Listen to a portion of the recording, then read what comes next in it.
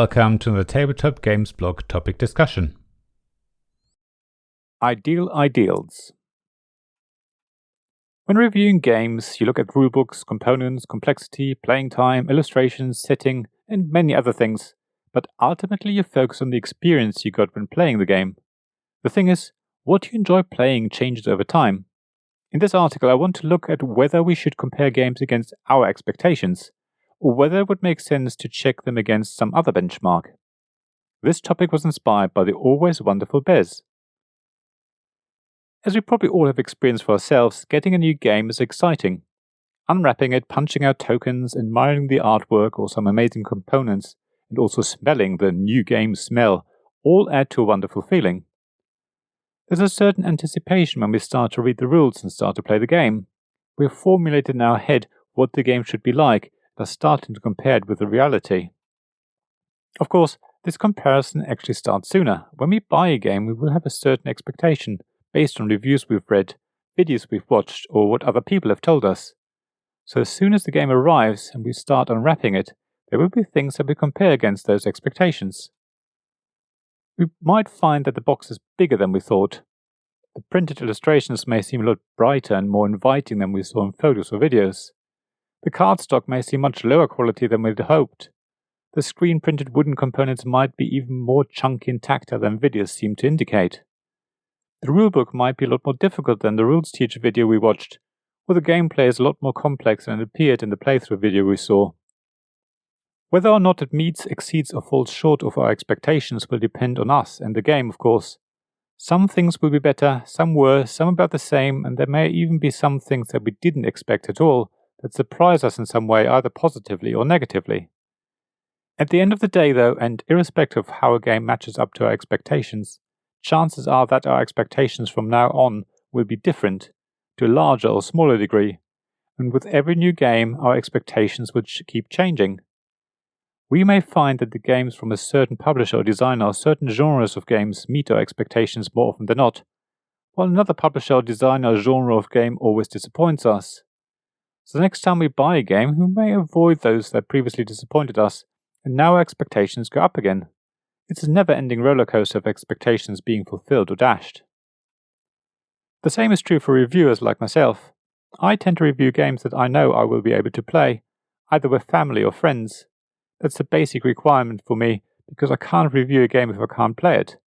So my expectations will be around how well a game will appeal to my family or friends. Of course, over time I've gotten better at gauging which types of games are right in that respect, and I often turn down games that I don't think will meet my expectations. The problem here is, of course, that I might miss out on gems, and that's a risk. However, I need to balance the time I have to spend playing games and writing reviews with accepting review copies of games that I'm unlikely to get to the table. I don't want to promise a review when I'm not fairly certain that I will be able to play the game. It's not fair on the publisher, or designer, self-publisher, who goes through the effort of sending me a copy and spends their time and money with an expectation that I will write about it. It's different for games I buy myself, of course, and that's my way of trying out games that I'm not sure about. I've had surprises in the past, positive ones, where I bought a game thinking that my family or friends might not like it, or at least only like it a little, just for them to absolutely love it. So it's games that I purchase that allow me to adjust my expectations and try out games that I otherwise wouldn't have requested a review copy for. The question remains, though, whether it's better to compare games new to us against our expectations that we have fine-tuned over time, or against some other benchmark, some sort of market standard. You could argue that you should look up a game on BoardGameGeek and check its rating. If it's rated high, then it's a good game, in the sense of good as decided by BoardGameGeek users. However, that rating is based on people's individual opinions, which in turn are probably based on their own expectations, and these expectations will have changed over time. For example, a game I rated 10 stars a year ago may actually only be 6 stars for me now. I should really go over my ratings and update them ever so often, but of course, I don't have time to do so. However, the point is that BoardGameGeek ratings are nothing other than an average of people's opinions as of when they rated that game. It doesn't really reflect some sort of industry standard. Yet, there's a kind of industry standard, at least in theory. I think people coming into the hobby now will see older games as less good, whatever that means specifically, than modern games. Designers have a bigger array of mechanisms, components, and other tools available to them now than there were a few years ago. Mechanisms and genres of games have evolved over time. So let's say, in theory, you could compare games to that industry standard. I think most reviewers sort of do that. They will know what games are like nowadays, and their expectations will reflect that, at least to some degree. For others, I think it's actually quite nice when they go through the journey of discovery, starting with a game that someone recommended, and then working out from there where to go next, slowly adjusting their expectations and learning what works for them and what doesn't. I don't think it would make sense to someone who hasn't played any modern board games that game A is for them, because that's where the industry standard is at. It's a much more personal choice, and everyone will have their own journey of finding out what's right for them. Thank you for listening to this Tabletop Games blog topic discussion podcast. Please check the description below for links mentioned in this episode, as well as to the written version of this article on the blog.